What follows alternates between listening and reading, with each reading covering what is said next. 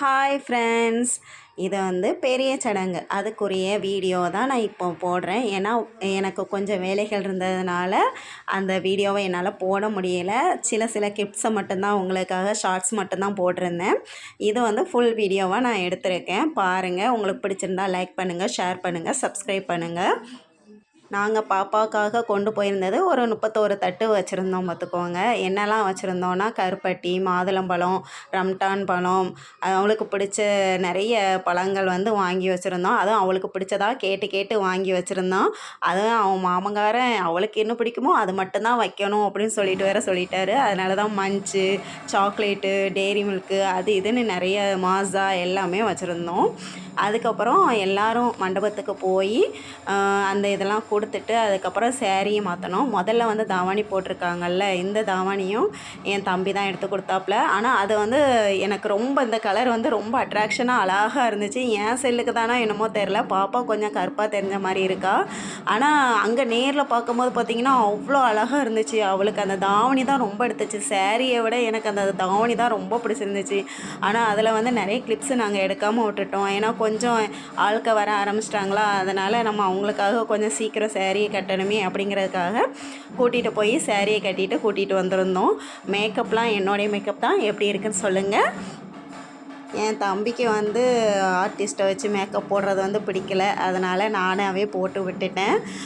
Hair style ஒருத்தர், makeup ஒருத்தர், இது சேரீ ப்ளீட்டிங் எல்லாமே நான் தான் பண்ணேன். அதுவும் பிடிச்சிருக்கான்னு சொல்லிட்டு லைக் பண்ணிங்கன்னா சொல்லுங்கள். அதுக்கப்புறம் பார்த்திங்கன்னா நாங்கள் நைட்டு முந்தின நாள் நைட்டே நான் போயிட்டேன்னா அப்போது இந்த கவர்லாம் போடுற வேலை இருந்துச்சு. எங்கள் அக்கா தான் கவர் போட்டுக்கிட்டு இருந்தா.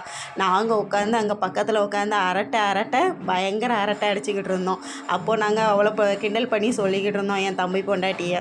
நீ தாண்டி போடணும், நாங்களாக போடணும், நீ தாண்டி அத்தை, நீ தான் எல்லாத்தையும் செய்யணும், இங்கே பார்த்தா நாங்கள் தான் அம்மா கறிகள் தான் உட்காந்து செஞ்சுக்கிட்டு இருக்கோம் அப்படின்னு சொல்லிட்டு சிரிச்சுக்கிட்டே பேசிகிட்டு இருந்தோம். என் தம்பிக்கு செண்டை மேளம் ரொம்ப பிடிச்சிருச்சு போல். அதனால் சடங்குக்கும் செண்டை மேளம் தான் வைக்கணும்னு சொல்லிவிட்டு செண்டை மேளம் அடித்து நாங்கள் வந்தோம். வரும்போது பார்த்திங்கன்னா நான் வீடியோ எடுத்தேன்னா என் தம்பி பிடிங்கி வச்சுக்கிட்டாப்புல செல்லை. ஏன்னா அவனுக்கு இதிலலாம் வீடியோலாம் எடுக்காத, அதான் ஃபோட்டோகிராஃபர் எடுக்கிறாங்கல்ல, உனக்கு என்ன வேலை அப்படின்னு சொல்லிட்டு என்னை பிடிங்கி வச்சுட்டு நானும் அதுக்கப்புறம் அவங்க கூட சேர்ந்து நடந்து வந்துக்கிட்டு இருந்தேன். முதல்ல அம்மன் கோயிலுக்கு போய் பிள்ளையார் கோயிலில் வச்சு ஆசீர்வாதம் வாங்கிட்டு அதுக்கப்புறம் அம்மன் கோயிலில் ஆசீர்வாதம் வாங்கிட்டு அதுக்கப்புறம் தான் நாங்கள் மண்டபத்துக்கு வந்தோம். அதுக்கு முன்னாடியே பாப்பாவை ரெடி பண்ணி நாங்கள் அனுப்பி விட்டுட்டோம்.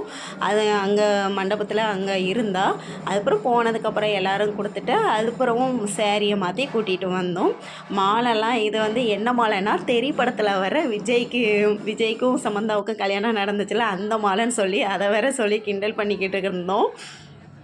சேரீ அவன் மாமாவோடைய செலெக்ஷன் தான். எங்கள் செலெக்ஷன் சுத்தமாக இதில் எதுவுமே கிடையாது. ஒன்று பாப்பா செலெக்ஷன், இல்லைன்னா அவன் மாமா செலெக்ஷன் தான் எல்லாமே நடந்துச்சு. அதுக்கப்புறம் பாப்பாவை ஃப்ரீக்வன்ஸாக கொஞ்சம் நேரம் வச்சு நம்ம ஃபோட்டோ எடுப்போம் அப்படின்னு சொல்லியிருந்தேன். ஆனால் ஃபோட்டோ எடுக்க முடியல.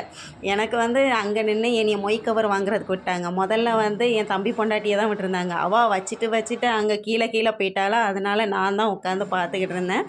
அப்புறம் பாதி நான் வாங்குறதும் பாதி அவள் வாங்குறதுமா இருந்துச்சு. எங்கள் இதில் இப்படி தான் ஆசீர்வாதம் வாங்கிட்டு அதுக்கப்புறம் மாமா மாலையை தூக்கி முதல்ல மாமா மாலையை தான் போடணும்னு சொல்லியிருந்தாங்க அம்மா. ஆனால் முதல்ல அத்தை போடட்டும் அப்படின்னு சொல்லிவிட்டு அவளை போட சொல்லிவிட்டு அதுக்கப்புறம் மாமா மாலையை தூக்கி போட்டு அதுக்கப்புறம் அந்த மாலையை நாங்கள் கலத்திட்டோம்.